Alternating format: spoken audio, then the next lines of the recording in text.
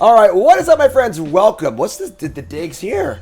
I'm coming at you from the official Ultimate Guard Twitch channel. This is a really awesome thing they're doing. One of the main reasons why I signed on with them recently, because they're a phenomenal company doing so much cool community stuff. Here's the schedule. And you can see here, I'm on there. This morning, Solaris was on. Ashes will be on later. Tomorrow is Philippa, Jesse Hampton, Mangucci, Nathan, Nerd Girl, Goldfish. Unbelievable lineup of Ultimate Guard's content creators, all streaming on this one unified place. This is Ultimate Guard live on Twitch. I'm putting some on YouTube also for you YouTube folks, but make sure you hop on and follow the Ultimate Guard live channel on Twitch, because that's where we'll see a nice variety. It's kind of like having a Magic TV, honestly, which is really, really cool, where the idea is you continue this channel at any point and find something cool happening from someone cool. Maybe you know, maybe you don't know. But again, I'm super pumped to work with Ultimate Guard. They're a phenomenal company, and I absolutely adore all of the things they're doing community-wise for both online content streaming stuff and as well as at Magic Cons, the booth they have, and so on and so forth. Really, really cool. So, open our back here. We're doing Arena Cube draft. Shield's pretty insane. We got a Nadu. Of course, there's no combo Nadu on Arena, and I feel like the pick here is probably Shieldred, but I think I want to take Nadu and just try and see what fair Nadu looks like. We'll just play like kind of like a banter, maybe even a Simic beatdown deck with some creatures and some targeting stuff. And I don't know, it's a much more fun build around the Shieldred is. Let's have a little fun here with our Cube draft. The Arena Cube's awesome. I'm not gonna lie, it's a lot of fun. I did a video for my cool stuff video for Monday on the Arena Cube, and it was honestly one of the coolest Cube videos I've ever recorded. If you haven't watched it, go watch it. Every game was a banger. Our deck was awesome, so really, really cool. So we see here we got a Verdant Catacombs. I'm a big fan of Garruk Relentless. I just like this card a lot. It's really, really cool. And otherwise, not a lot going on here for our Nadu first pick. Not really any other green cards. No blue cards really either we would actually want to take. And again, one of the cool things about Cube is that, like, you kind of just can do whatever you want to do. There's no, there's no rules in this dojo, basically. There's objectively, it's already even safe as objectively a right pick, because it's such a personal thing based on what you want to do. And I was an element just like, I want to do fun stuff too. So I'm taking Garruk because I like it.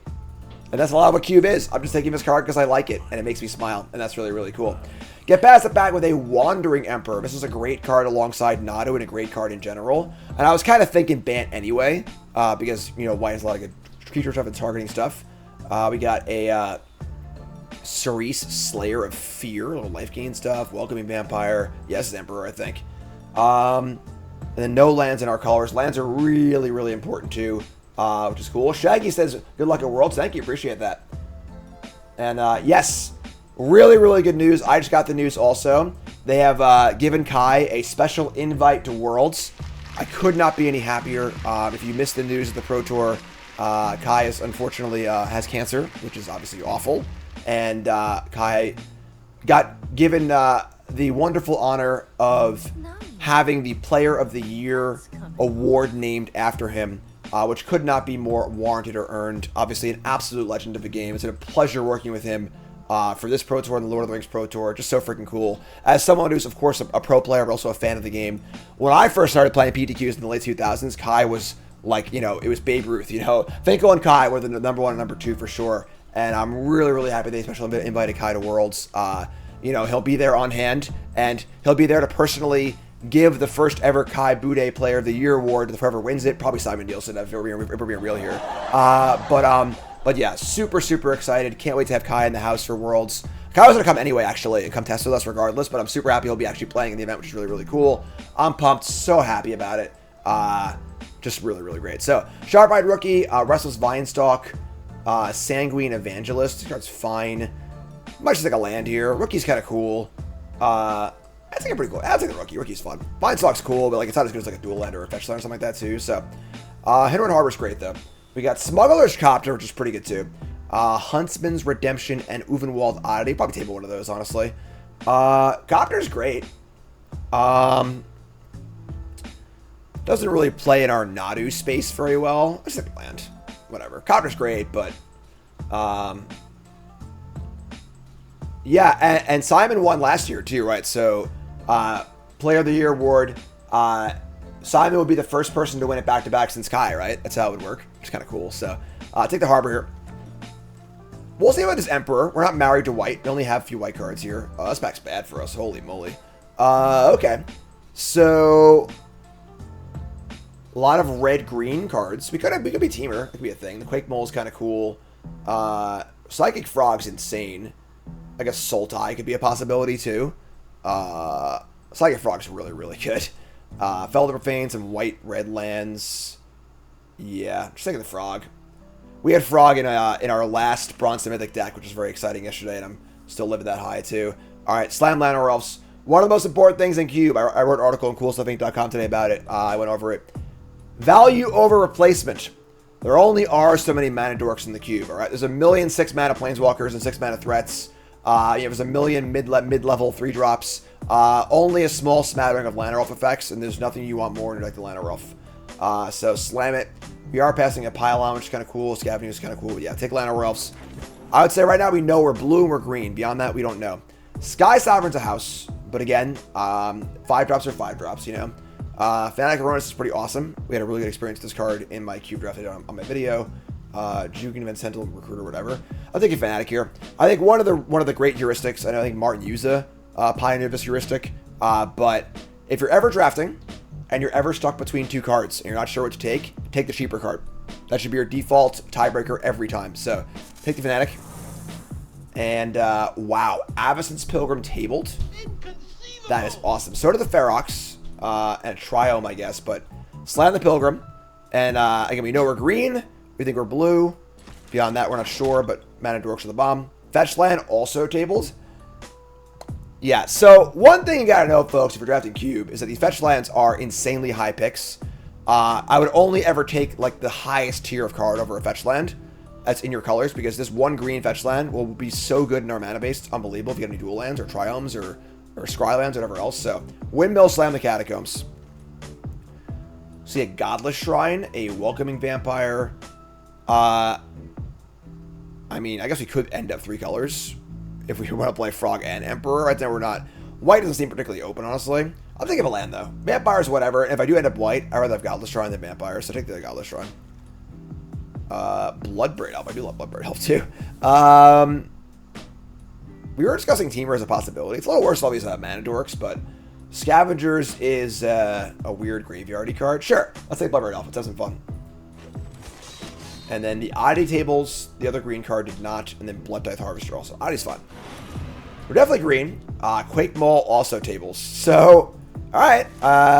And the Chapel. Okay, so we got some work to do here. We open up a Fury, which is kind of a big one, not gonna lie. Also, Bristly Bill, Deathrite Shaman, Dreamroot Cascade.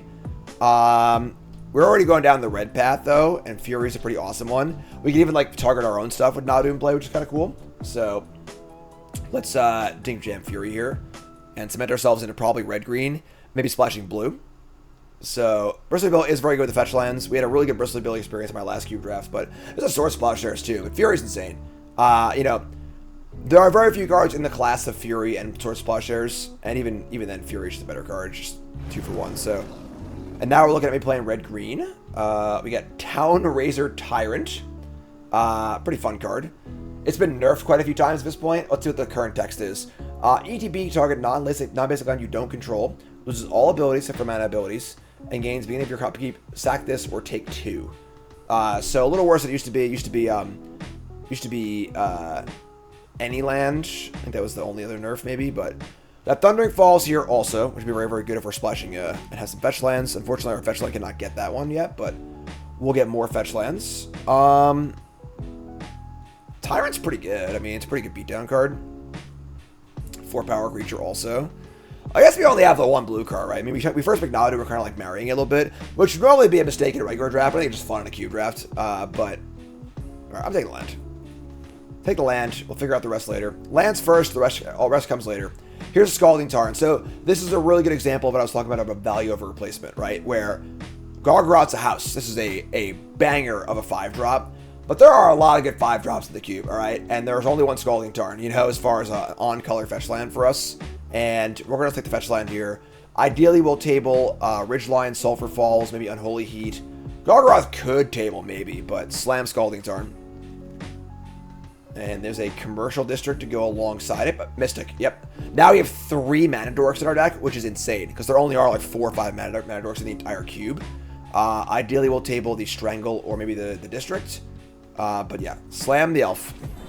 At this point, we are definitely very green. Aside from that, you know, we might be splashing blue. And we're definitely playing red, I think. So, pretty green pack here. We got a Lotus Cobra, a Raptor, a Tracker, Rootbound Crag, Jetmir's Garden, and Triome. So, 2 partially off-color Triomes. Let's take Lotus Cobra here. I think that Lotus Cobra is just great in this deck. We're going to have 2 fetch lands. Really powerful card. Very explosive. We'll table a land of his pack probably, or another green card. It's pretty fine. So, like the Cobra. And we see unfortunately, a lot of lands not really in our colors. We see a Abzan Triome. Shredder's great. I mean, it's a really powerful card, obviously. We're not really doing any graveyard stuff. But it is very, very good. Otherwise, you know, red and green cards not really here. Don't think we're playing with Emperor at this point, or with Psychic Frog. They're pretty clearly a teamer. Let's pop these all out real fast. Catacombs, Tarn, Harbor Falls. We'll take Shredder, I guess. A lot of lands, unfortunately, you can't play, but Shredder's fine. And next pack's got green's lighting up a little bit. Copline Gorge is great. That's one of the lands we're looking for. And again, Gear Hulk is another one of those like 5 drops or a dime a dozen. And then these both Delve spells in the same pack. Oh, that's kind of weird. Something's going on here, but we got annihilated. All right, let's take the Copperline Gorge. And remember, your goal in the draft is there's so many freaking playables that you don't want to end up with 35 playables because you can't play 10 of them. It's just a waste of picks. You should be taking a lot of lands. Your goal is to end the draft with like 25 playables and then the rest lands. So, Restless Spire is not a great land, unfortunately. Thragtusk is pretty good for a beater, honestly. Sage is fine. Yeah, just take Thragtusk. He's a homie too. We like Thragtusk. We stand Thragtusk here. All right, so we got Deathrite Shaman. Only 2 fetch lands, though. I think this Shaman's probably not good enough. Sabala Bobble. Let's take the land, I think. Right now, we're currently at what? We're currently at 14 playables, and we're halfway through pack 2, so we have plenty of playables. So, take the land, make sure the mana works. If we had like 1 or 2 more fetch lands, and I felt like it was going to be a more reliable mana dork, I would take Deathrite Shaman, but we only have 2, so. Tyrant tables. Red's clearly open, so I think we're probably just teamer stuff at this point. Ridgeline tables also, as does Unholy Heat. I don't think we're going to do a great job of getting a Delirium, though. Ridgeline's pretty cool, too. We're light our removal. I'll take the removal spell. Take the Heat. District tables also phenomenal. We got lands for days here. Rootbound Crag tables also. I don't think Briarbig Tracker is even that good, so like I'm not particularly excited about it. Just take the land. We can always get playables at back 3, you know. Honestly, Pollen is playable as is, so I think last pick your roll because we already have 18 playables. You know, it's totally fine. So you always get there in playables. Make sure your cards work. Pack 3, what do we get? We get a Fable of the Mirror Breaker. That card's all right, right? Sort of okay, huh? It's fine. Sure. Yeah. Volcanic Spite, a Fabled Passage, not too much else here. Big Boomer and Traxa, but take the Fable and just move on with our life. We have 3 ways to cast it on turn 2, which is insane, obviously, so it looks great. What's up, Coil? How's it going, my friends? If you're tuning in, welcome. My name is Jim Davis, pro Magic player, first-time full-time content creator, here for the first time of many on the official Ultimate Guard live channel. I'm freaking pumped to be here. Super pumped to work with Ultimate Guard because they do cool shit like this, honestly. So, really, really cool. If you're first time here, follow. We're going to be working, making sure my main viewers know that I'm over here, of course. That's going to take a little bit of effort on my part, which we'll get to. But welcome. All right, we got Embercleave, which is like, I mean, it's cool with the Quake Bowl, I guess. But Once Upon a Time, the Great Henge, Prime Time, Tumblewag. I think the only real options here are Once Upon a Time and the Great Henge. The Great Henge is excellent, but our power of our creatures... I mean, we have some forepower. You can't not take this card. This card's absolutely busted. Like, Once Upon a Time's great, but the Great Henge is just the kind of card where you untap and win the game with it. And we're doing a pretty good job of casting it, I think. So, take Great Henge. Oof, Flosh, so good. Lovestruck Beast plays well with the Great Henge. Pretty thin back. Oko the Ringleader, not so good. Just not really that good of a card, honestly. So, I think we take the old Lovestruck Beast here. And that's really it. Otherwise, this pack is really thin for us. It's an oddly thin pack for Cube Draft, but kind of cool, too, where, like, Lovestruck Beast can help us with our Connives for Shredder and stuff. Obviously, we're super light on Nadu. I guess, actually, Gear Hulk's insane with Nadu, too, right? It's kind of cool. Gear Hulk can target all my things. We got a Goose, which is kind of not really a mana dork, honestly. I'm not a big fan of this card, unless you're using the food really well. Forceful Cultivator is kind of cool, but... And then we got Vorinclex Monstrous Raider. This doubles counters for things. Only real counter thing we have right now is the Verdurous Gearhulk. Oh, I guess it doubles the Great Henge counters too. It also turns off Planeswalkers and stuff, which is kind of cool. So, what do you think, folks? I'm thinking the Vorinclex here. Yeah, ship the old Vorinclex down. And then we got Lightning Bolts. There's only one Lightning Bolt in the cube, you know? And some other random red and green cards that are all whatever. I mean, I'd probably take Beseiju next out of his pack, because again, we're way over unplayables at this point. So you want value lands. But very, very easy bolt. Wouldn't mind tabling this Repulsive Mutation for a little interaction. That'd be kind of cool. But there's no untapped earlier the stream. That I don't control, because it's not technically my stream. I can talk to them about it, so we can see if we can get it there, though. So, we got Jet Collector. In your post-combat main phase, if 4 more cards are in your graveyard, conjure a Mox Jet. Cool card, but not really for us, I don't think. We got a Rockfall Veil here. Just keep taking those lands. Hydra and Dragon Rage Channeler are both kind of whatever for us. So, take the Rockfall Veil. You can see right now you've got an absolute ton of, no, looking at everything but what I want to look at. Whatever. Ton of, there it is. Ton of lands, which is great. Next pack's got a Paleontologist. This is kind of a cute mana dork. Utopia Sprawl is pretty great. The problem is we're playing a lot of non-forest lands. I don't think we're going to have enough forest reliably. We don't have a Stomping Ground or anything else. Let's take the Enthusiasm, just a removal spell. So Fortress Sprawl is awesome, but we can't guarantee we're going to be able to play it. And now we see a Zeator's Proving Ground, only 2 of our colors. Groundbreaker Saxaland makes 2 founders. I love all of his cards. It's a really fun design. But I don't think it's really us. Sapphire Collector, second non-creature spell. That's not us. Rekindling Phoenix is kind of a house. Sure. We'll take the Phoenix. And then we're back down to our original opening pack. At this point, our deck is like basically done. We're playing best of 1, so no sideboard cards. I kind of doubt we play Volcanic Spite. But whatever, sure. Take a Spite. Once Upon a Time Tables. That's phenomenal. Love to see that. Face Breaker or Oko. Just 2 cards you probably wouldn't play, so whatever. Cultivator, Brainstorm, Gilded Goose. Yeah, I mean, Brainstorm's great and all, but like, we're not really shuffling that well. We're more of like a creature deck, and we're splashing blue anyway. It's kind of hard to use before we fetched. Let's take the Goose, probably not play it. Beseiju, oh man, Beseiju and the Mutation. So green was super open this draft, which is really, really cool. Mutation is good. We're just like done though. I'm just taking the Beseiju. And then a Temple Guard we're not gonna play. Alright, so kind of a cool teamer deck. Maybe not the optimal build or whatever, you know. Probably, you know, in a perfect world we first pick Shield Root or whatever, if we're trying to like only win at any cost, but alright, so it's funny, they actually like the Draftsman likes Teamer better, or Gruul better than Teamer. But let's see what we got here. So, alright, so we're looking at right now this is 26 cards, definitely too many cards. Analyze the Pollen is kind of whatever. Once Upon a Time, Fanatic. A lot of Force, honestly. What's our worst 4? It's hard to say. Maybe Town Razor Tyrant. It's pretty annoying. It's a powerful card. It is good with Fable, but the Phoenix. Honestly, Thragtusk maybe can go. Then Vorinclex is cool. Vorinclex, Gearhulk, Henge is all kind of cool too. So right now, as far as things that work with Nadu, it's not a ton. Honestly, is this target the Bone? No, just Perpetual. So right now we have. Is it just Gearhulk? Oh my god. Alright, I mean, sure. That wasn't exactly what we were planning. Maybe being red-green is just better. We always lands, though. It's basically free. We've got a Thundering Falls, a Dreamer Cascade, a Hinterland Harbor, a Scalding Tarn, and the Catacombs cannot fetch blue. I don't know. What do you think, chat? Do we cut the blue? We cut our first pick and just play red-green beats? We have a Spite we could play also, just like a fine card. Shall let chat decide.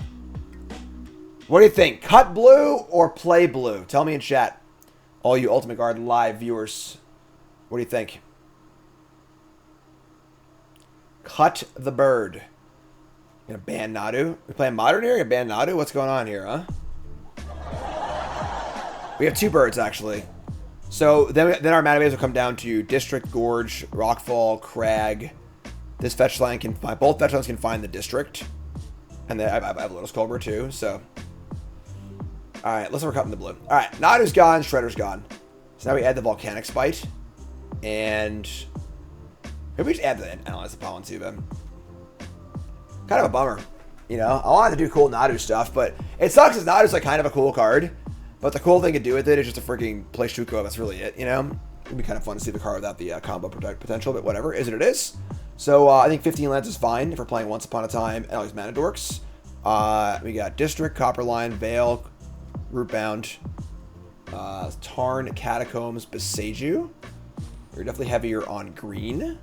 So we're going to add some forests, a few mountains.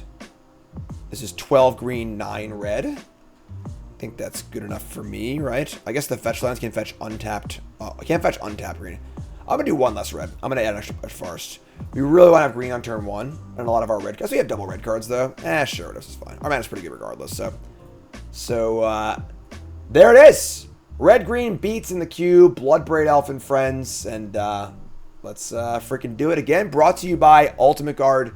I don't have a promo code. Just go check them out because they're freaking awesome. Just, again, phenomenal company. Great products. I got all my gear now, which is super cool. And again, I just absolutely adore what they do with community things. You know, where they're hanging out with the community, bringing the community together. They're doing a really good job of bridging the gap between content creators and all of you fine folks. You know, at events, from meet and beats, here on stream. I'm super psyched to work with them, so check them out. And now let's get into the games. All right, we got no untapped lands. We're still going to keep this, though. We can go turn 1 tap land, Scry, turn 2 Pilgrim, turn 3 Fable. Yeah, it's fine. We can keep this. I can work with this. Dex is pretty sweet. Alright, so District on 1. Didn't draw an untapped land. See Rootbind Crag? Love it. So now actually we have lands untapped on 1, 2, and 3. So they're playing blue-white. We're going to Crag and just play the Fanatic of Ronus. See if that one resolves. No more lies, please. Spell Snare. That's rude. Alright, so maybe like a blue-white control deck here. Interesting. Oracle of the Alpha. So this shuffles the Power 9 into their deck. Their deck is now 40 cards. Opens door for me to resolve a Fable, which I will gladly take. Take it up. They got a bird. No birds here, but they got a bird. Few players love Oracle of the Alpha. Most Magic players love Oracle of the Alpha. It's a pretty fun card. Only way to get Ancestral Recall into your Cube deck. Of course, this is a Arena Cube, not Vintage Cube, so... It's funny, though, because, like, they're probably not that far from just having full Vintage Cube on Arena. Because, like, a lot of the cards are just programmed in anyway already, you know? Alright, so here comes our Fable trigger. And I think we're going to discard the Pilgrim. And Analyze the Pollen. Just try and draw some lands. We can Enthusiasm down the Oracle and attack, which is great. Yeah. Let's discard these. Discard 2. We draw Copperline. It's actually a pretty good mix of things. So we're going to cast the Mystic first. So this is going to give perpetually +1/+0 to the next thing that I play with the boon. So we'll play Mystic first. Hope for no Force Spike, I guess, right? We're going to Enthusiasm this. Going to deal 4 damage to it. And then the extra damage banks up into a boon. So the next creature spell I cast potentially gets +0/+0. Love the design. It's great. Tapped. Attack. And now you can play a large Town Racer Tyrant. Should not have any basics to play. We'll play a Phoenix. It'll have 5 power. Which will make the Henge cost 3, 4. That's a lot still. We'll see. See what we can do.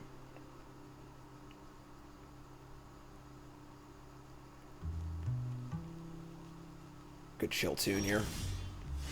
Nothing? Okay, so they said nothing. They do have a Cold Steel Heart on white here. That makes me a little concerned as far as like some sort of sweeper effect here. Well, Son of the Wreckage and Wandering Emperor are in the cube. I know we have Wandering Emperor in our pile, but we're playing in a league, so we're not playing in only one card pool.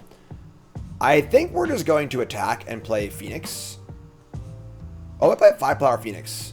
This costs 9. Minus 5 is 4. Then I'll have 1, 2, 3. It's not enough. So, yeah, let's jam first. Just gonna jam. See what turns up. Phoenix is immune to a lot of the Wrath effects, so let's see what happens.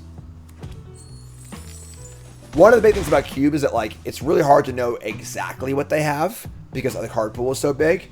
But you kind of have, like, a general feel of, like, all right, it feels like they got something here, you know? So they might counter this. We'll see. You know, is it a sweeper? Is it a counter? We're never going to find out. But Phoenix is good against things like Supreme Burst. It's bad against Exile Wraths, but is what it is. So there's your boon. Settle is on here too, I believe, yes. Yeah, I got a Settle cast on me yesterday. It was kind of sucked. I didn't play around it.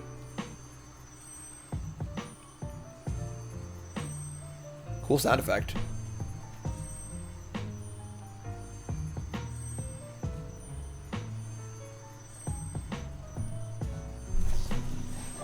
They're going to Supreme Will and counter it. That's fine, honestly. I mean, I have active Reflection. I'm going to hold the Colbur and not use these yet. So I want to maybe play this Henge if possible. We also have active Reflections. So next turn we can go Town Raise or copy it. Oh, they have no non-basics in play, so. Also Fanatic Erroneous. Could be a thing too. Journey to Nowhere. Damn. Poor Reflection. Alright. I don't think I have any discharge. Now I can definitely cast the Henge.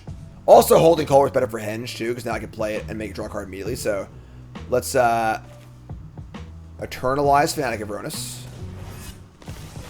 This makes Henge cost 5, I think. Okay. Yeah, and then we can attack. Get our treasure. This taps for green. We have a lot of mana. Haha. Alright, and then we're going to try and cast the Great Henge. Hopefully no counterspell. They have white, black, blue up. And they just played a 3-mana counterspell, so. Resolves! Bingo! Here's Colbur. Draw a card. And the Henge ball starts to roll. And once it starts rolling, it's hard to stop, honestly. Got a great board. If they Wrath or whatever, we have a Henge in play. Okay, so they're going to cast Fractured Identity, which is actually a Vintage Cube staple, on my thing. So they have their own Henge. I draw Vorinclex. I haven't done the math, but I'm pretty sure it's lethal. We're just going to send it, so. They are 15. They can tap us for mana. Just send it. Figure it out. Alright, so 6, 9, 10, 11, 12, 13, 14. It looks like 16 to me.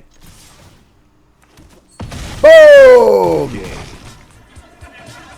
Hey, would you look at that? We are 1-0. Let's keep rolling here on the Gruul train. Alright. Game 2. We got Once Upon a Time and some Mana Dorks. Snap Keep. Once upon a time, there was a card that got banned in every format. Alright, so right now we have a tap for green, tap for... We have no red mana at all. We do have an oddity. We could go turn 1 Pilgrim, turn 2 Lovestruck Beast, turn 3 Oddity. It's kind of a pretty solid beatdown draw. If I could take this Henge, I would, but... or I could take the Mountain. The problem is we're pretty far from playing Phoenix anyway, so we could just, like, punt that one off. And just kind of do our thing. Yeah, I'm in. I'm just gonna... Let's play the pure beatdown draw. So just go land, Mystic, yep. Shh. It's a secret to everybody. Thragdaddy. So, the really, really aggressive play here is to just play Lovestruck Beast into Oddity next turn. But I'm actually missing a land for that too. I'm just gonna play the Mana Dork and then play the Little Heart's Desire. So we'll just play Heart's Desire, Mana Dork, tap for 1. If I had a guaranteed 4-drop next turn, I would take it. But we don't, so just attack. If we draw a land, we'll drop the Ragdusk. Otherwise, Oddity's great. Laying the beats.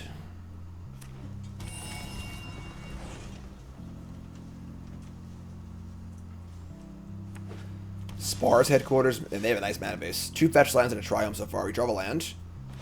Alright, the fear is they have a counter spell, but whatever. There's no jam. Here's Thragdaddy. Turn 3 on the play. Oh, man. Ah, here it comes. Alright, here it comes. Don't mana drain me. That would suck. No more lives. Alright. That sucks. Is what it is. We'll attack. Fortunately, our draw is fairly weak to a sweeper, and then we also have this like card we can't cast because we have to draw forests this game. Two of our five forests, and the Besayu, I guess. But fetch land number 3. Damn. All right. We draw Scalding Tarn. Probably want to get a Surveil land, honestly. Do you want to lay the beat or just cast this Lovestruck Beast?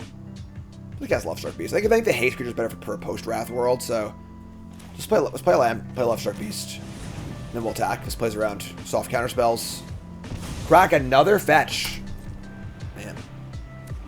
For Island again. Cancel. Great. Honestly, fantastic. That card is worse than both of these cards, so should attack for 3 and say go. With the intent of cracking this for a Surveil land. Alright. Looking like a mostly blue-eye control deck. District Surveil. Mountain. So Mountain does cast the Phoenix. I'm going to bin it, though. Because you already have a play next turn. And I would rather draw basically any spell than a Mountain. And if I draw a land, it's a good chance it's a Mountain anyway. If I top this, then draw a Mountain again next turn, I'd be super sad. So I'm going to be aggressive here. So untap. Draw Lightning Bolt. Sure. So here comes the oddity.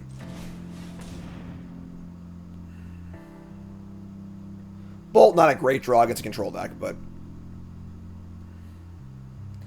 like if the option was draw Mountain or Bolt, I would draw Mountain. But I think the average card in our deck is a lot better than a Mountain, so.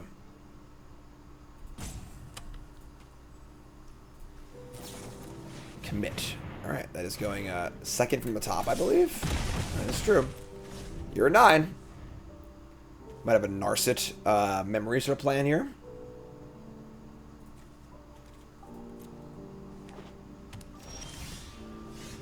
Hello. Yeah, shit. Just jam town. Oh my god, man. Alright, you're Snapcaster Mage. That's super rude. Man, they have quite the control deck. They've actually perfectly countered a spell from turn 2 on. Every turn. They're going to block. They're going to say go. We got Oddity next turn. We got Lightning Bolt also. They are playing some colors here.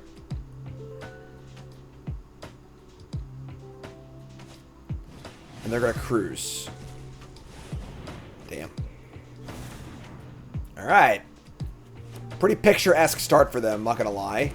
Here's a Deathrite Shaman kind of randomly, though, so we're going to bolt that. Let's block our 1/1s. Alright, and play Oddity. I mean, we're kind of... That's why we're pretty all in. We're just in shove mode. This one worked. Alright, so here we are, chipping a chair. Don't play a Wrath, please. Elspeth Conquers Death. Not that bad, actually. So... Oh! Oh, it's Lightning Helix! Oh my god! Daddy! We can't even cast this card, but whatever. Bow, bow, bow! After it was all over, he took us in the house and served us pancakes. 2-0. Rolling along. Alright. That's good. We can keep this. We got turn 1. I guess we have like... Alright, let's just keep... We could just fetch a forest, obviously. We'll see what we want to do here. Here's a swamp. We draw a forest. Cool. So, land, Heart's Desire. Island, swamp. We draw Fable of the Mirror Breaker. Alright, so we're tied for 1. Let's play the Lotus Cobra. We do have access to a fetch land next turn, which is kind of cool, so... Alright, here's a Lotus Cobra. Counter it, kill it. Something. Just a little snake, you know? Just a little snake. Living his life. Trying to do his thing. It's more about being supportive. Alright, island, swamp. Goodbye. That's fine.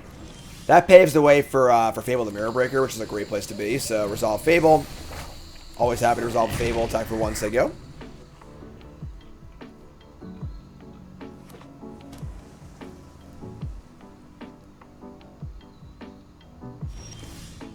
Land, go again. We draw Volcanic Spite. I think I'm interested in dumping... The Spite and the Bolt seem pretty bad, although I kind of want to keep some rule spells, honestly. Like, I could see an argument for anywhere from discard 2 to discard 0 here.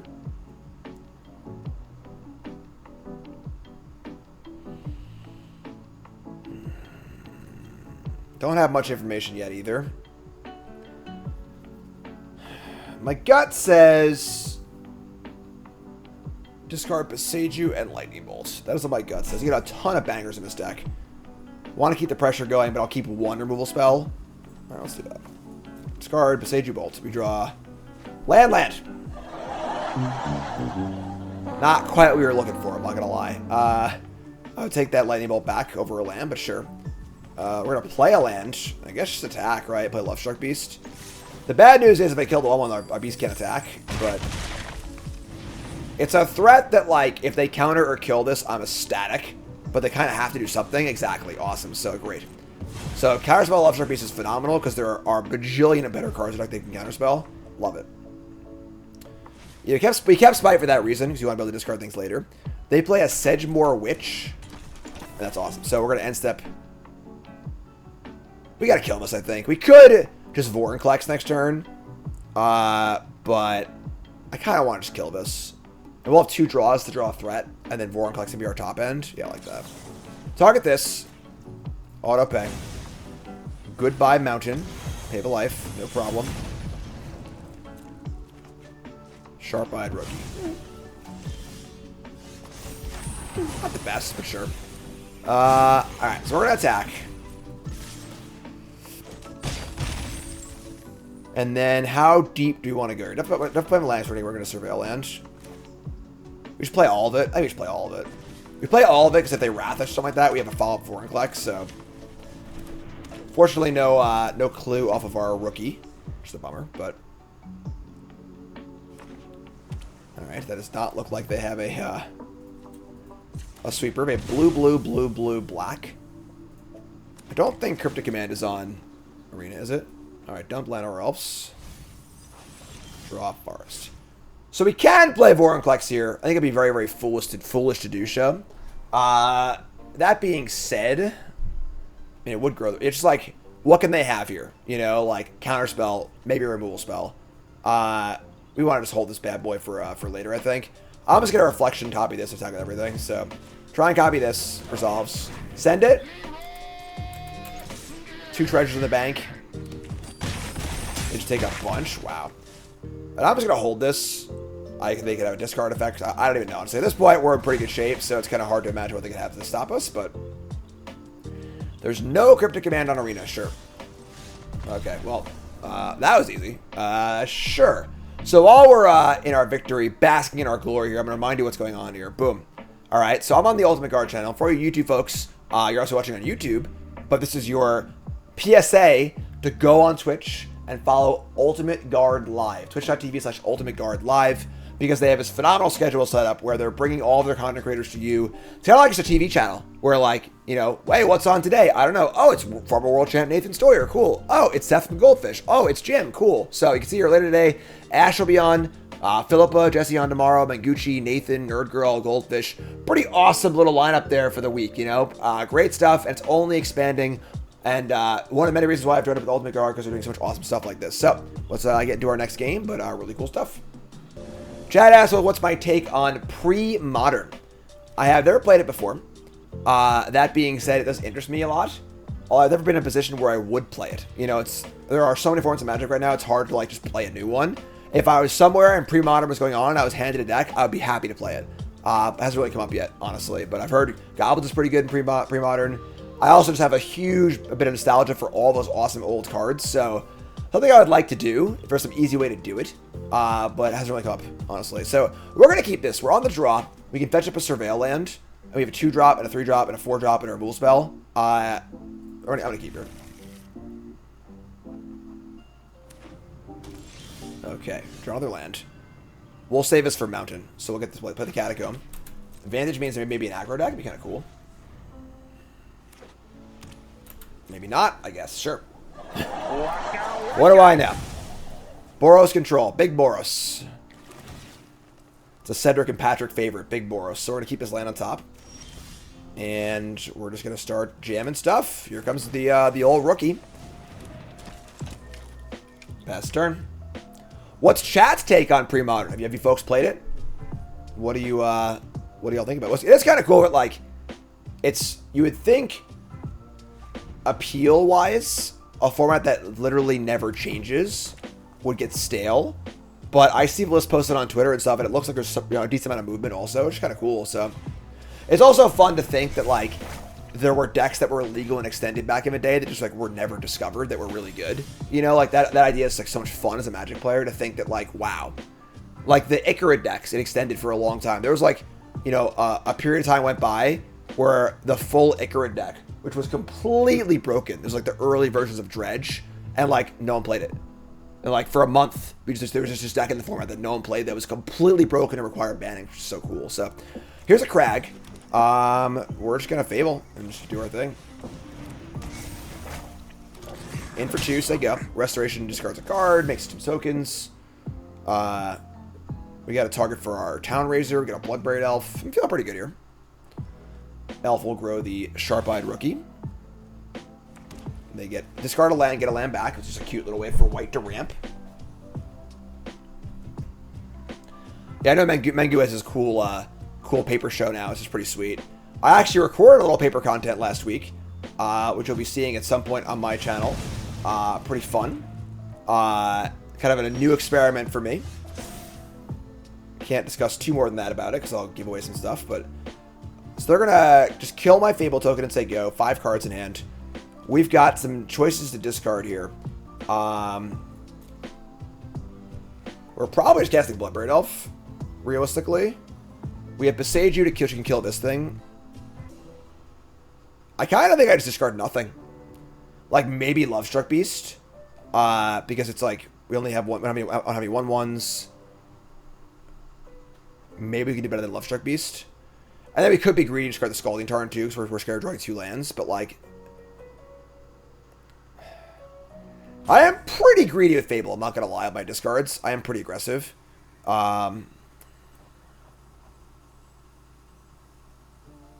Just Beast. The Quake Mole, that's huge. Alright, so let's play Fetch Land. Let's crack this, fire up the old Bloodbraid Elf, grow the rookie, get some beats on. Get a mountain. Cascade.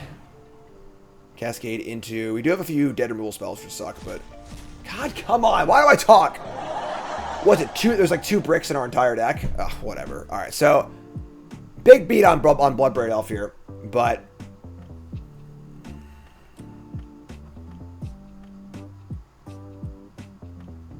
I gotta kill my rookie response. That suck. Sure, I mean it's fine. So attack for 3. That sucked. We just cast the Volshock Berserker, you know, but whatever, I guess. We Besage You. We draw a land, we can go Quake Mole and Besage You this thing, which is kind of cool. They got 4 cards and 4 mana up. They say go. We draw Lightning Bolts. None of these cards actually kill this. We can't really like let this live. I'm just gonna Besage You this. I don't think we're that scared of them ramping, so it's kind of a shitty turn for us, but whatever. Get out of here. Pretty far from Delirium, so we draw a land. We can go Town Razor plus Reflection. That'd be insane. This turns off the ability of the other creature land, deals damage. Awesome cards. So they'll search. They get a Parlor. That's pretty sick. Big Boros over here. They keep the card on top. Also not ideal, but sure. Attack.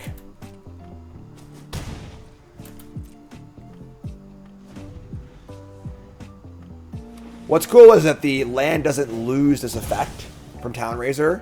So if I were to copy it and I target 2 of their lands, they're going to be taking a lot of damage every turn, which is sick. Don't play Elesh Norn, please. That's just about as bad. Alright, so that's not good. Big Boros taking its school here. We also can't currently kill that. This will put an enchantment in the graveyard, which is cool. But we're still not there on our... Well, I guess once I cast the Bolt, we'll have Delirium. So I can Bolt and Heat this, which feels absolutely horrible, but you can't beat Inferno Titan. So once again, we have enchantment, creature land. We're instant now too, so hit this. And then we'll fire up a full Heat. I should have bolted that. That was stupid. What am I That's on me. Oh my god.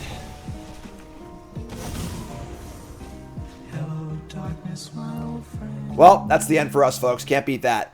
I'm thinking of the historic nerfed version of Unholy Heat, which only does 4 damage, which is exactly why I've grown to really hate the editing of cards that exist in paper. That's exactly why. But we are dead here. We are dead as a doornail. We'll try and battle through, but yeah. As someone who loves historic, I love the digital only designs. Like this card in our hand, Memphis Enthusiasm, super fun card. I think that the buffing or nerfing of paper cards that exist elsewhere as paper cards, oh my god, get me out of this game. Alright, you got me, it's it. We're done. You win. You got me, alright? Jeez. We're in limbo week. This is the week where no new set yet, no rotation yet. They haven't banned Nadu yet. They didn't ban Grief and Legacy yet. Historic's a mess, so Cube drafting. And I'm going to keep this sketchy hand and hope they can't kill my Pilgrim. We're on the play. We can play Fnatic into a Garruk. They have to have exactly our removal spell. And then we also, this is a compounding of, they have to have 1 mana removal spell. And I have to not draw land. This is sort of like the semi-bluff in poker, where you make like a bluff or whatever. And like, even if they call, you're still like 20% hit your bad draw or whatever, like your gut shot. So the math adds up. Draw a land anyway because I'm freaking awesome. Turn 2 Fable, no big deal. This cares about power greater. Okay, so Nebronis will help. Happens in poker a lot, where you have like some pretty bad draw. You know, you're like 20% hit your flush on the river. But if you shove and bluff, you can combine your equity where like, say they're like 45% to fold if you bluff, and you're also 20% to hit if they call. Now you're over 50% or whatever your equity needs to be, so. Poker night this Saturday on my personal channel and in the Discord. Want to play some poker? It's a great time. Come hang out, play some poker. Free to play. Gift cards for prizes on my own personal Discord. Lots of fun. Let's start Fnatic. Runs for value. And we're going to kill this Rona with this Garruk, I think, too. Yeah.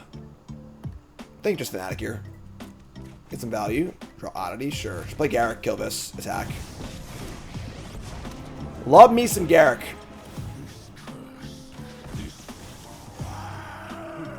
Attack. What a board, right? We've got 2 good creatures, a Planeswalker, an enchantment, some treasure, a graveyard guy in the bin, and they got 2 lands. Love it. Feels good. I'm here. I'm here for you. That's what Garruk says.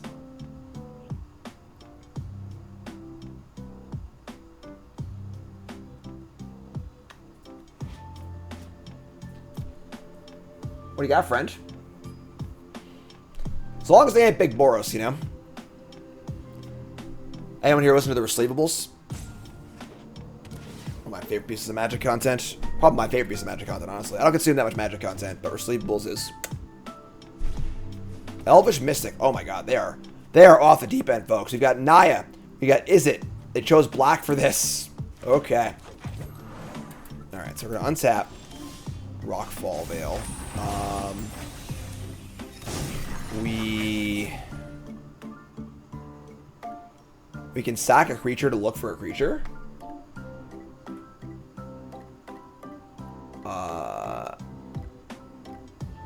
We could like Town Razer. I want to kill this elf. We could like float a mana and then Town Razer Tyrant them. That's kind of guess. Let's go land. Let's do that. I'm gonna kill this elf. Bolt the bird, etc., etc. I'm gonna float. I guess if I minus once, I can't minus again though. But Town Razer is insane on this board. If I ever get to copy, it's insane too.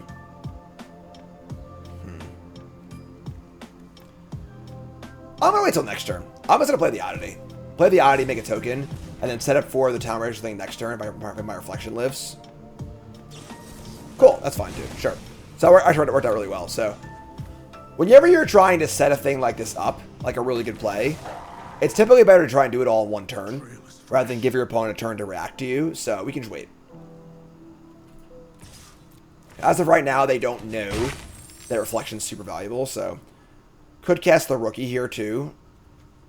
I mean, it's hard to know if we're scared of a sweeper or not. Whatever. Sure, just cast it. So there you go. Quite the board.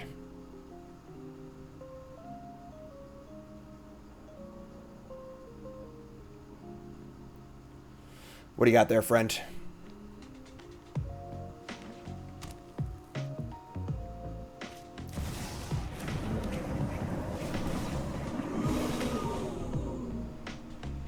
Alrighty then. They do have a black land in play, so I don't think they're flashing back this Uro very soon. They have an Arid Mesa also, so they are a ridiculous color deck, which Town Razor Tyrant's going to eat alive, which is awesome, so... Awesome. We have 4 Inklex too. Alright, we're just going for it. We're going to sacrifice this wolf. So sacrifice a creature. We also have creatures you control gain trample. Rex center creature cards in your graveyard. We've got 2.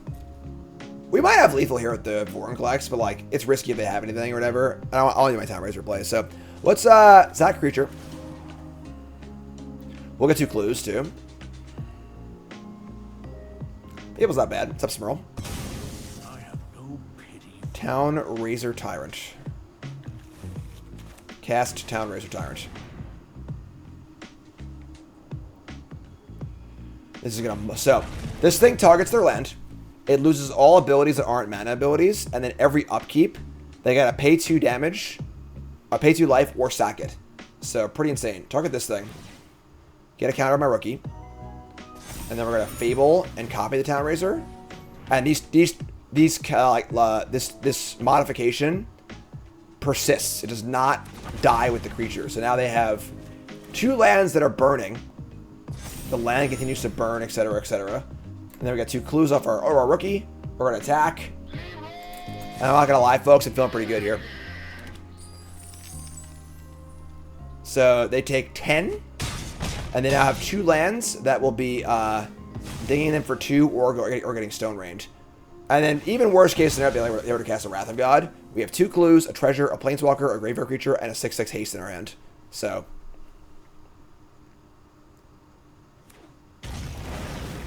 Alright, so upkeep.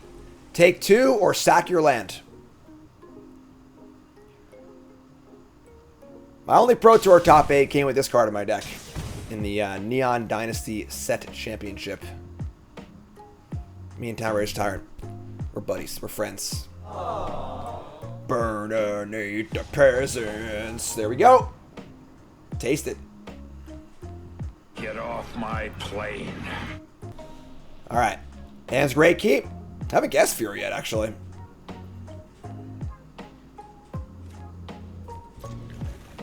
Alright, so Pilgrim go.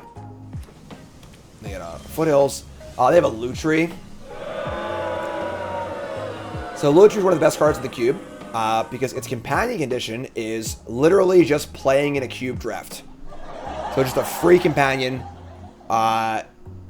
It's hard. It's probably the best card in the entire cube. It's a card you should actually never pass. I mean, you have to be blue or red to cast it, I guess, but like, just a ridiculous card. Fire up Pilgrim and take up.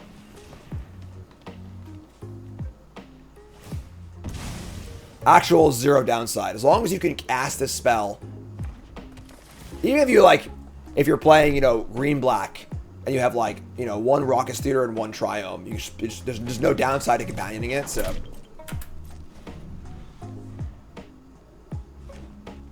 Red-black Magda the Horde Master. Okay. Well, that one's got to die, for sure. So we're going to bolt that. And then we're going to just fire up the Heart's Desire and get it for 1. Modest.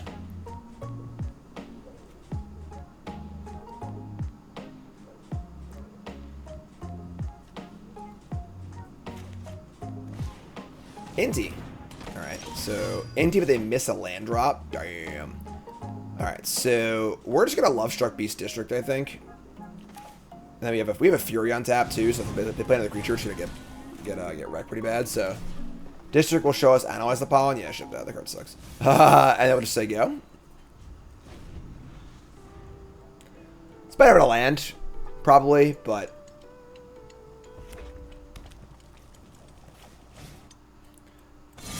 The hell is this card do? Forge Fire Automaton. Beginning of your upkeep, return target creature card with power less than Forge Fire Automaton's power from the graveyard to the battlefield. Its base power perpetually becomes equal to Forge Fire Automaton's power. Every turn, this returns a creature? What? Am I reading this wrong? Beginning of your upkeep, return target creature card with power less than this power from the graveyard to the battlefield. And its base, I guess it makes the power go to 3, so it can't come back over and over again.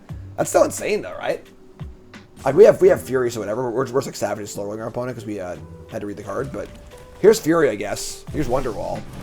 So kind of a savage slow roll because I was reading their card, but whatever. 2/2. Yeah, and that's that, I guess. Go ahead and annihilate them, dear. It's a good card, though. Jeez.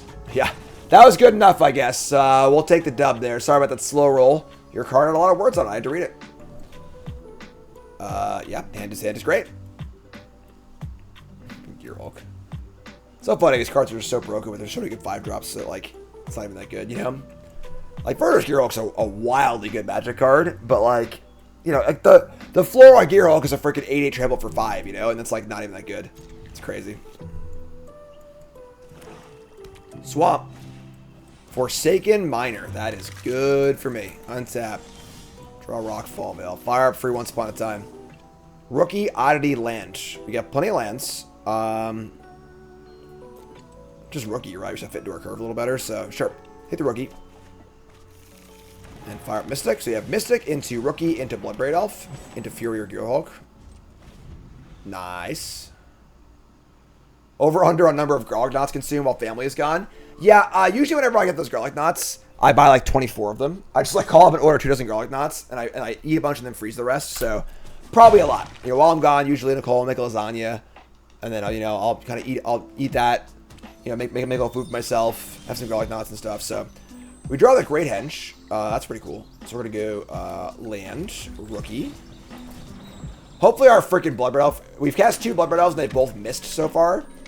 I guess with a creature in play can't miss, but we've hit our rule spell with no targets in play.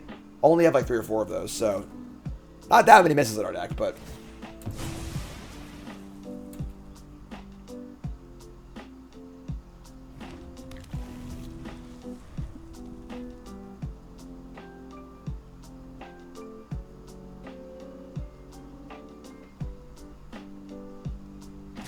two.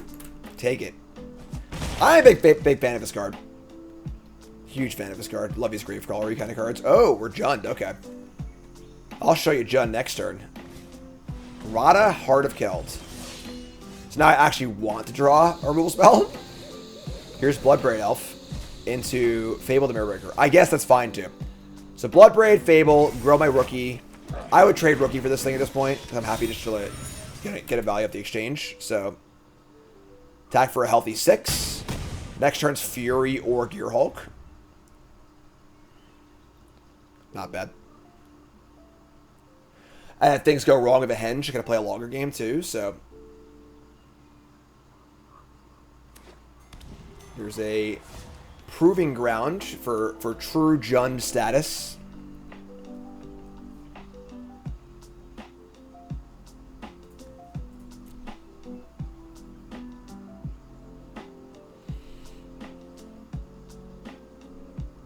What do you got, friend? You folding? Nothing. Or are you all in? We draw Vorinclex. I kind of just want all of these cards, if I'm being totally honest. I'm just going to decline. We're going to go land Gearhulk and spread these counters out, I think. Probably going to go 1-1-1-1, actually. Well, it's gonna get, the Rookie's going to get a counter anyway. So, Gearhulk targets, goes in a stack, and the Rookie goes on top of it, I think. So the Rookie will trigger regardless. So maybe we go like, they only have 1 blocker. If I go to be a 4/4, if I can make this have 4 toughness and this have 4 toughness, pretty. Let's do that. Let's go 2/2. Although popping the Gearhulk makes the Henge cheaper next turn. Let's do this. Yeah, I'm gonna do this. I'm going to go 2 here and 2 here. So we have, they trade Bloomburrow for Rada. I don't care. And then everything else attacks through it well. So do this. So rookie goes up. Make a clue. They have a lightning bolt. Fine. Alright. So now I have a 4-4 and a 3-2. Get a treasure. Henge costs 3. Rada blocks. Awesome. Cool. And they're at 9. So next turn I can henge for 3. And then if I draw a land, I can cast Fury. Actually, I have treasure, so I didn't draw land, but I think we're good here, folks. You can see just how powerful these mana dorks are, right? I feel like it feels like we've been viciously ahead every game, and that's because we have mana. We have, you know, 3 mana dorks in our deck, which is just huge. You know, they've been a Jadar, one of my favorite cards, honestly. This is in my vintage, my legacy cube. Awesome, awesome synergy card. And they have a Glissa. So Fury it is. Let's draw Thragtusk. If I can henge. I can't Fury, though. Sure, we'll just play Fury. Whatever. There's dead, I think. Cast Fury. They're still on board, right? They're still on board, so. Yeah. Okay, sure. That's fine. That works, too, I guess. Works for me. All right. Once upon a time to find a mana dork. Couldn't ask for more. We unfortunately don't actually have a untapped green source. This hand's fine. Once upon a time fixes most problems. Right. The cubes, it's not, like, great value. But it's cheap enough where it's just fun. You just have a fun time and do it. It's cool. Bolt. Alright, once upon a time finds us a... We find a mana dork. We have no forest. Or we have no nothing to do with it. We have 2 4-drops and a 5-drop and a bolt. So if I get the Pilgrim here, I can fetch this district up. And then next turn cast the Pilgrim. I think it's just forest, honestly. Forest, cast Analyze the Pollen for Forest. Play Mountain Bolt something. Hopefully draw a card that costs less than 4 mana in the midterm. Yeah, that's fine. Alright, so... Actually, I'm going to wait on the Analyze the Pollen. I'm going to fetch first. We'll fetch our Surveillance first.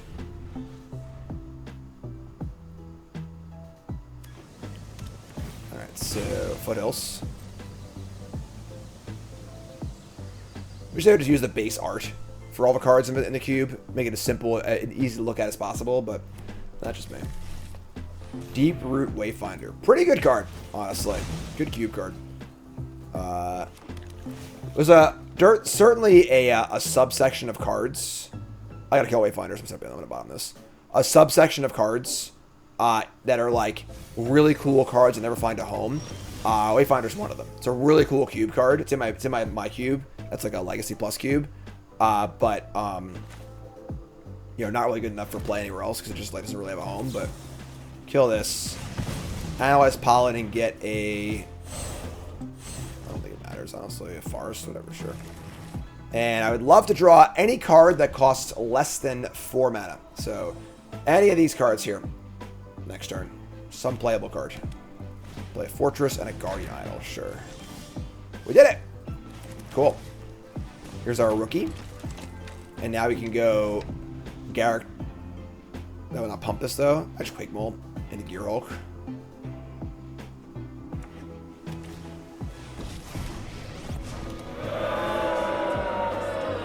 That's pretty good. Here's Nissa who shakes the world. I guess we have a Stone Rain coming up with our Fury, so that's kind of cool. I guess we'll probably just let's see what happens. Hey. All right, that's pretty cool.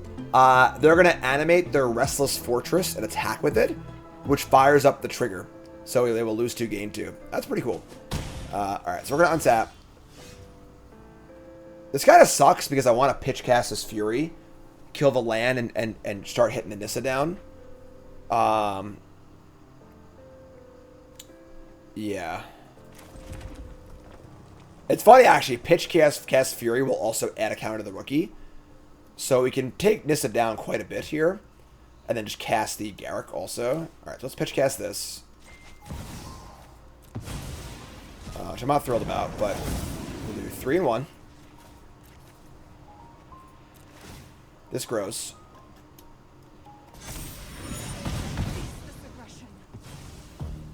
Maybe we'll play a Garrick. and 0 it. And attack Nissa. So we got to diminish their board and stone rain them. That being said, both these forests tap for 2. So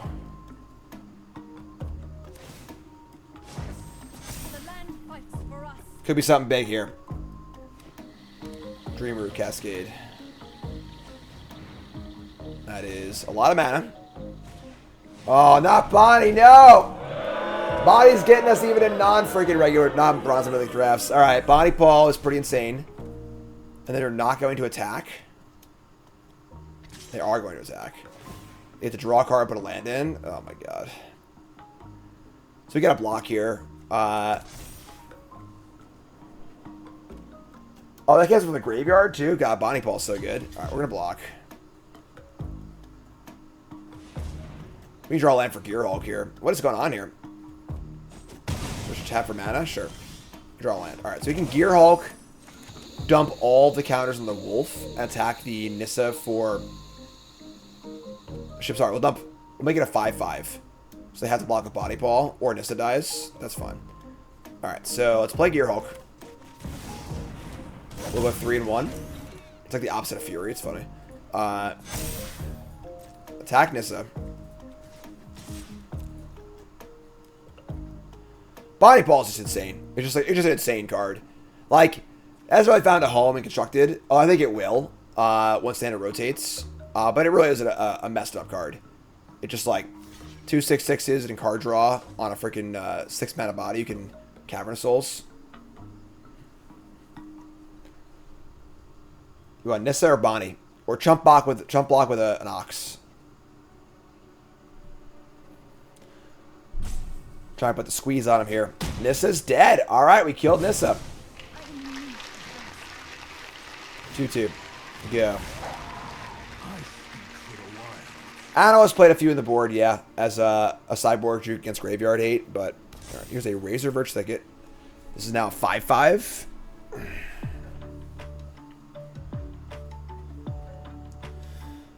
Oh, we need some help here, folks. We need to draw a little more oomph.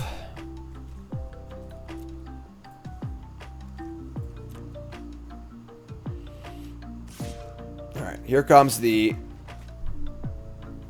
Bow on that. They play a land too. Jeez. Alright, we're gonna block.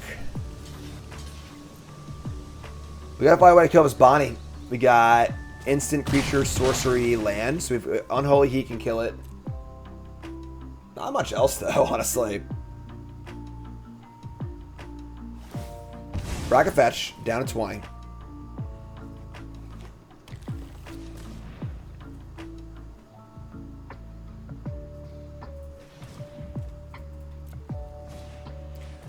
Fire up the Utopia Sprawl. It's a pretty ambitious Utopia Sprawl mana base, but sure. And a Mind Stone. Alright. A lot of mana. Lot of mana. We draw also draw mana Dorks. Not cool. Need a spell here, folks. Something nice. Right Daddy's nice. We can live with that.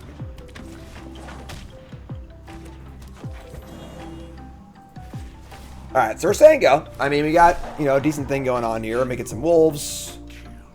We got old Thrag Daddy coming.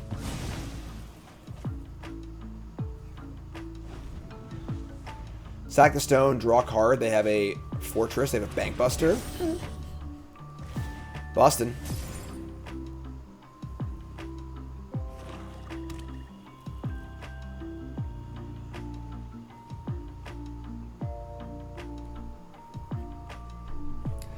The fear here is just like in OTJ Limited, like we're going to kill this Bonnie Paul, they're going to get it back somehow and just do it again.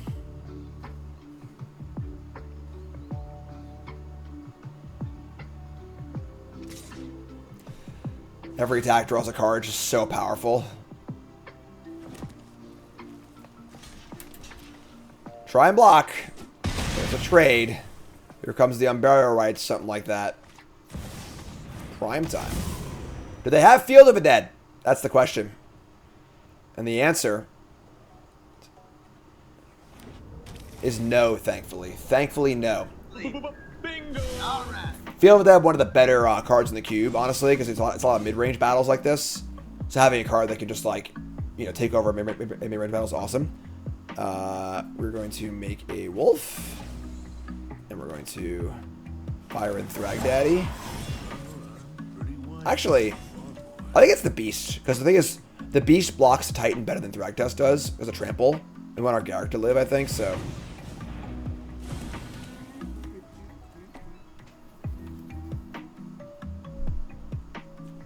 We flip Garrick. We've got 1, 2, 3, 4 creatures in the bin.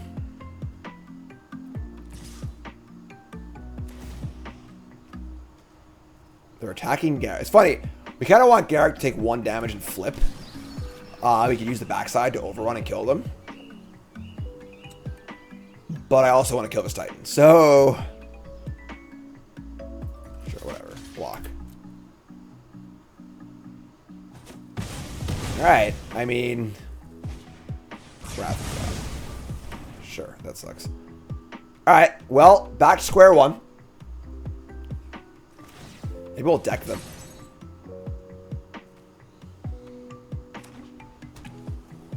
Infinite mana, 3 cards. The Iron Crag. They have a Fortress. And a post-combat Uvenwald oddity. That's gonna kill us. Yeah, that's gonna flip and kill us next turn. Alright, that sucks. They went bigger than we did, folks. What can I say? Nissa into Bonnie Paul. Probably a little too much for us to handle.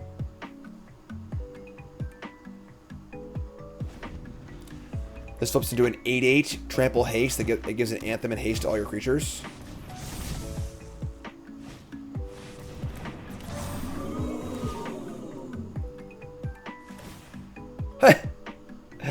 They even got the Iron Crag going and mana to use it.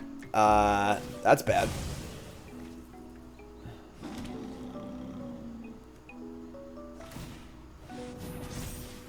Right.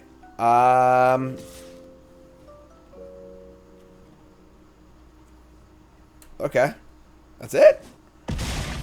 Gotta put the Crag here. And if I double block it dies, it's still a good exchange, I think. But yeah, we're dead. They have 2 trample hasters. Yeah, you got me. Alright, GG. Alright, we're going to the last match, folks. We're 6-2. 1 match for the victory. The final match. Alright. No 1-drop.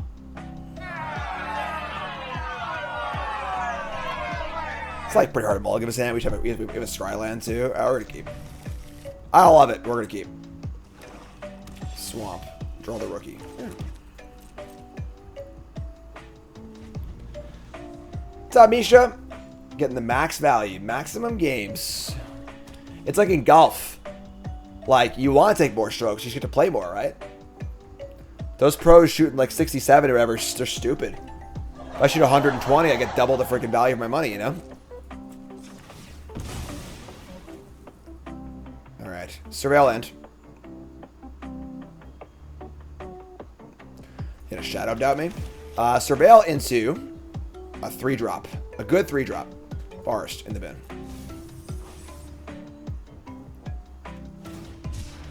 They're going to cycle a Crocodile. What's this card do? 6 mana for a 6/5. When it ETBs, for each creature your opponent controls, conjure a stab wound onto it. That's horrifying. We draw Fanatic of Ronus. Cool. Now I guess Phoenix on turn 3. Like that. So they reanimate this. They stab. It's like a Massacre Worm on steroids. Because stab wound's a lot better than Massacre Worm is. This card's insane. Right? Like, I guess it doesn't have the Massacre Worm like kill effect, but it's close.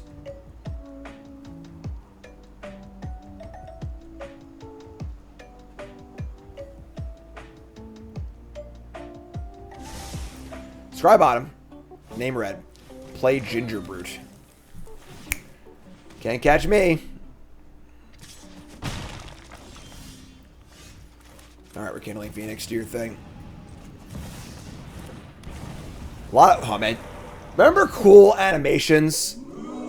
Back in the day, you arena zoomers don't know, all Mythic Rares used to have a cool animation like that. They don't do that anymore. They gotta hire some people. They're making $1 bajillion every year. Can't hire a few folks to make some cool animations for us. You know, quality of life is what I want to see. Good card here, the Phoenix. Kill it, it comes back. Can't exile, it's a problem. If you can't exile, it's pretty bad, but they got a Gix, sure.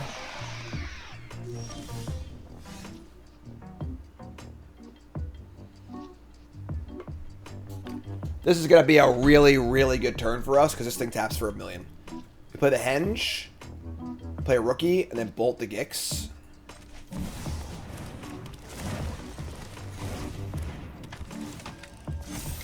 We draw Garrick.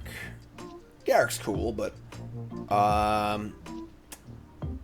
yeah, we'll just bolt and then once upon a time on their turn. I'm just gonna bolt this now. You know, maybe there's a monstrous rage in the queue or some card I'm not thinking of. You know, I'm just gonna make sure it dies. Feeling pretty good about things from this position. We'll just not get screwed over by something. That is true, Dan. They make a set every 2 weeks, so there are a lot of Magic cards to make. Very, very fair. What's up, Dan? Young Peasy. Go for the throat. Sharp-eyed Rookie does have a throat. It's a bummer. Man, if only we had a creature to go along with our Great Henge, you know? It'd be really, really, really cool. Once upon a time, there was a Vorinclex. There was a Vorinclex. His name was Vorinclex. He was a Vorinclex. This is about to get really, really gross for our opponent. Add 2 counters, draw a card. Play a land. Play this, add a bunch of counters, draw a card. Play Garrick. Kill this. Attack with everything. Comes in with 6 counters. 3 damage here. Shoot this. Counters everywhere. Vorinclex, do it!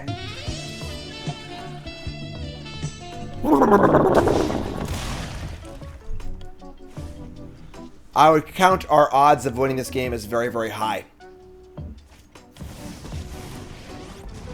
Here's a Liliana of a Last Hope. Last Hope indeed. Attack me. I will block.